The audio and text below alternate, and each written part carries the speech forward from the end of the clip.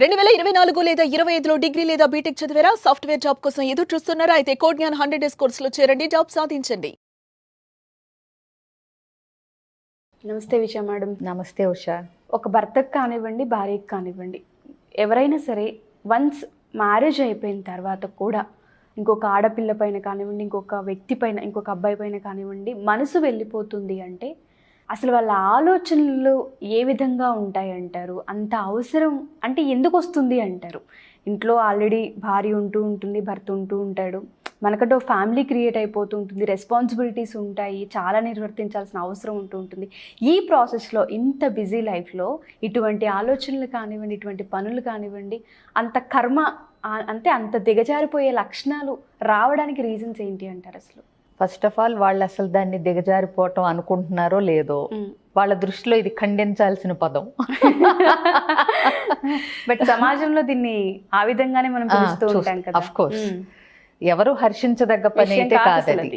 ఎందుకంటే మనం ఇదివరకు కూడా చాలా సార్లు చెప్పుకున్నాం, వద్దు నచ్చలేదు అనుకున్నప్పుడు విడిపోయి మళ్ళీ సో బట్ ఉంటూ చేయటం అనేది అది చీటింగ్ కింద, మోసం చేయటం కింద వస్తుంది. దీనికి చాలా రీజన్స్ ఉంటాయి ఉషా. అంటే ఇదొక్కటి కారణం, లేకపోతే ఇది అని అందరి విషయంలో మనం చెప్పలేము. కొంతమందికి ఆ చైల్డ్హుడ్ ట్రామాస్, అబ్యూస్లో ఉండటం వల్ల పెద్దయినా కూడా అవి క్యారీ అయిపోతాయి, ఇలాంటివి చేస్తూ ఉంటారు. ఇంకోటి పేరెంట్స్లో కనుక ఒకళ్ళు ఎవరన్నా అట్లా చేసిన దాఖలాలు ఉంటే కనుక వీళ్ళు రిపీట్ చేసే అవకాశాలు రీసెర్చ్ ప్రకారం 2 ఎక్కువగా ఉంటుంది. అట్లాంటి పేరెంట్స్ ఉన్న పిల్లలు పెద్దయిన తర్వాత వాళ్ళ జీవితంలో ఇది చేయటానికి ఎక్కువ అవకాశం ఉంటుందనేది రీసెర్చ్లో తేలింది. అట్లాగే వాళ్ళకి ఉన్న అభిప్రాయాలు, అంటే కొంతమందికి ఏమవుతుంది అన్న రెక్లెస్నెస్ ఉంటుంది. ఒక్కళ్ళతోనే ఎందుకు అడ్జస్ట్ అవ్వాలి, ఎందుకు ఉండాలి, why can't I enjoy with many women అనేది కొంతమందికి ఉంటుంది. అది ఇది. సో మనకి అంటే బేసిక్గా ఏమైందంటే మనం కూడా వీఆర్ సోషల్ యానిమల్స్, మనం కూడా జంతువుల లక్షణాలు ఉన్న వాళ్ళమే, మనిషి కూడా. అంటే వీఆర్ ఆల్సో యానిమల్స్. సో జంతువుకి ఎక్కువ మట్టుకు జంతువులకి ఒక్కళ్ళతో ఉండాలి అనేది ఏమి ఉండదు. సో బట్ మనం సమాజంలో ఉంటున్నాం, సొసైటీలో ఉంటున్నాం కాబట్టి మనం కొన్ని రూల్స్ అండ్ రెగ్యులేషన్స్ పెట్టుకుని దాని ప్రకారం ఫాలో అవుతున్నాం. అంటే ఇప్పుడు ఈ రూల్ లేదు, ఇది తప్పు కాదు అంటే అందరు రెడీ. సో బట్ మనం ఒక కట్టుబాటు, ఇది ఒక సామాజిక పద్ధతి అనేది మనం పెట్టుకున్నాం కాబట్టి దానికి కట్టుబడి ఉండాలనే ఒక నైతిక బాధ్యత మన మీద ఉంటుంది. అవునా? సో ఇప్పుడు మనిషి ఈ మోనోగమి అంటే ఒక వ్యక్తికి ఒక స్పౌజు, ఒక పార్ట్నరే అనేది మనం పెట్టుకున్న రూలు ఇప్పటి సమాజంలో. అంతకుముందు ఇప్పుడు ఒక రాజుకి చాలామంది భార్యలు ఉండటం, లేకపోతే ఇంకా ప్రిమిటివ్, నువ్వు ఇంకా వెనక్కి వెళితే కనుక ఎవరికి అంటే జంట అనేది తెలియని రోజుల్లో, ఇంకా అంటే చాలా ప్రిమిటివ్, నేను అనేది బాగా అడవి మనిషి నుంచి కొంచెం ముందుకు వచ్చిన తరంలో ఎవరికి పెళ్ళనే ఇన్స్టిట్యూషన్ లేదు అప్పటికి, మ్యారేజ్ అనేది. సో ఇంకా అది అంటే ఫామ్ చేసుకోలేదు వీళ్ళు. అట్లాంటప్పుడు గ్రూపులుగా ఉండేది.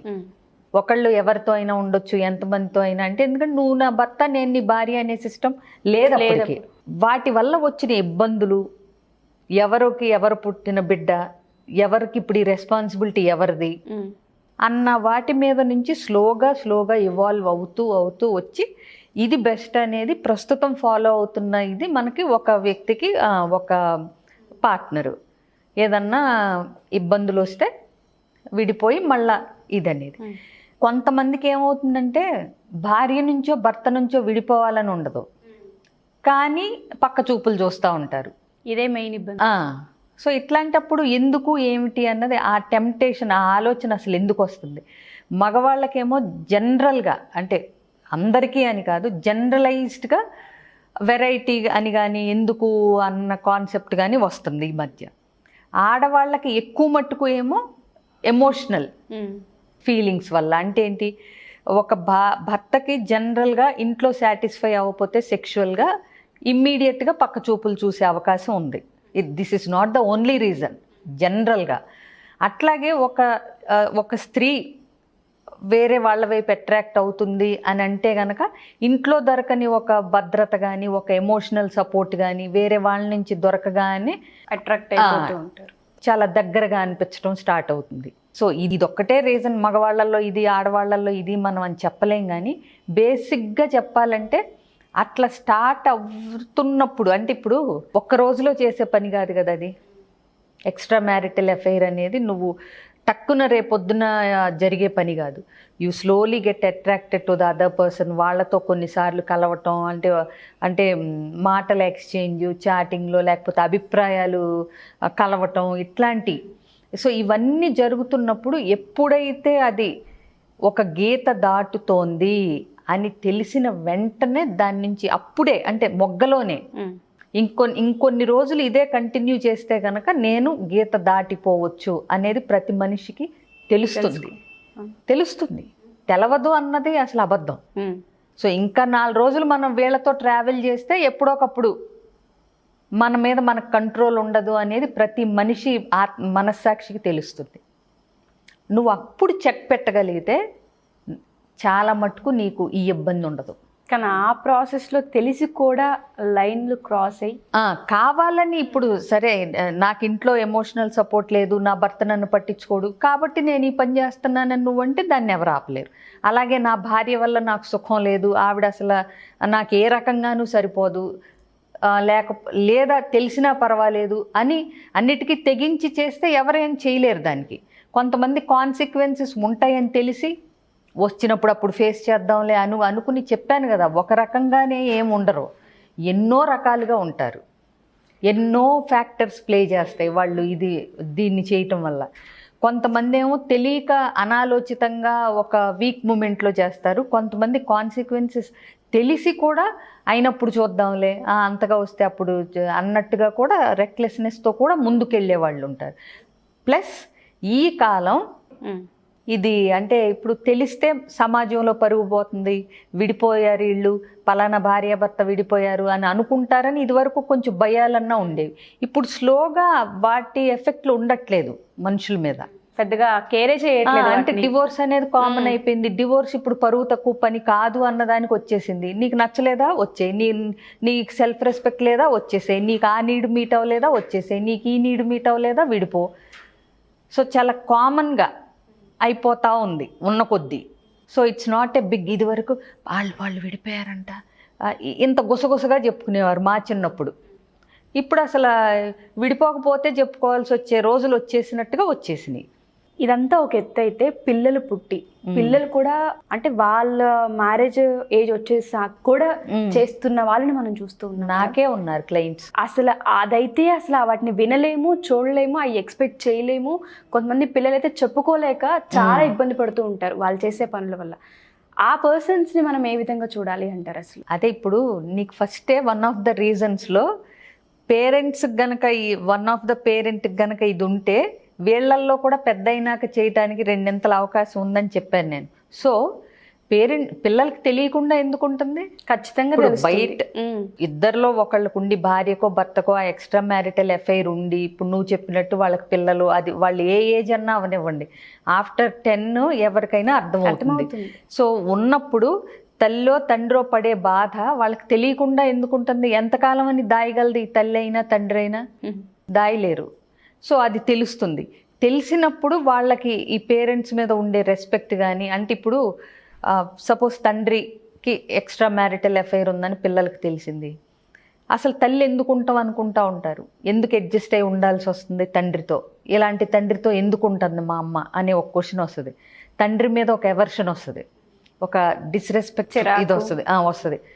అప్పుడు వీళ్ళున్న మైండ్ సెట్ని బట్టి టీనేజర్స్ అయితే కనుక ఇంకా తండ్రి మాట వినటం మానేసి, అంటే నువ్వు చెప్పేదేంటి, అవును నువ్వు చెప్పింది నేను ఎందుకు వినాలి, అసలు నువ్వు కరెక్ట్గా ఉంటే కదా అనే ఒక రెబెల్ మెంటాలిటీ వచ్చి వీళ్ళు ఇష్టం వచ్చినట్టు ఉంటారు. అంటే ఎప్పుడైతే తండ్రి అంటే గౌరవం లేదో తండ్రి చెప్పేది వినాల్సిన పని లేదు కదా అనుకుంటారు, వచ్చేస్తారు. సో ఇట్లా చాలా నెగిటివ్ ఎఫెక్ట్స్ ఉంటాయి. ఇంకొకటి, ఫ్యూచర్లో వాళ్ళ స్పౌజ్ని నమ్మలేరు. అది అన్నిటికంటే పెద్ద ప్రాబ్లం. అంతే కదా, వాళ్ళ ఫ్యూచర్లో రేపొద్దున ఇప్పుడు ఒక అమ్మాయి ఇదంతా చూస్తూ పెరిగింది టీనేజ్లో, రేపొద్దున తన భర్తను ఎట్లా నమ్ముతుంది? వాడు కర్మగాలి గంట లేటుగా వచ్చాడా, నువ్వెవరో అమ్మాయిని చూసావు, నువ్వు లైన్ వేస్తున్నావు, అందుకే ఇంటికి లేటుగా వచ్చావు. సో నరకం మొదలవుతుంది అవతల వ్యక్తికి. ఈ అమ్మాయి కూడా అనుమానంలోనే ఉంటుంది. సో ఒక ఎఫెక్ట్ కాదు ఇవి. సో అందుకనే అంటారు, కళ్ళు వెళ్ళిన చోటకల్లా మనసు వెళ్ళకూడదు, మనసు వెళ్ళిన చోటకల్లా మనిషి వెళ్ళకూడదు. మనసులో నీకు 100 ఆలోచనలు ఉండొచ్చు, నీకు 100 ప్రాబ్లమ్స్ ఉండొచ్చు ఇంట్లో. సో ఒక్కసారి ఆ గీత దాటి బయటికి వెళ్ళాము అంటే కాన్సిక్వెన్సెస్ ఇంకా మన చేతుల్లో ఉండవు. సో ఇంకా మళ్ళీ ఒక్కొక్కసారి వెనక్కి తిరిగి రావాలన్నా కుదరని పరిస్థితి. సో ఎన్ని రకాలుగా ఇప్పుడు అది ఆ ఎఫెక్ట్ ఉంటుంది. ఇప్పుడు సమాజం చూస్తూ ఉంటుంది, పిల్లలకి తెలుస్తూ ఉంటుంది నువ్వు తీసుకున్న డెసిషన్ కరెక్టో కాదో. సో అందుకని మనం ఏంటంటే ఒక బౌండరీస్, అందుకే మనకు రూల్స్ అండ్ రెగ్యులేషన్స్ ఉన్నది. ట్రాఫిక్ లైట్ రెడ్ వచ్చినప్పుడు ఆగమ్మా అన్నారు అంటే అది ప్రమాదం జరగకుండా ఉండేది. ఎగ్జాక్ట్లీ. సో ఆగగలగాలి, రెడ్ పడినప్పుడు ఆగగలగాలి. ఆ వెళ్ళిపోవాలనే తొందర మనకు అనవసరం.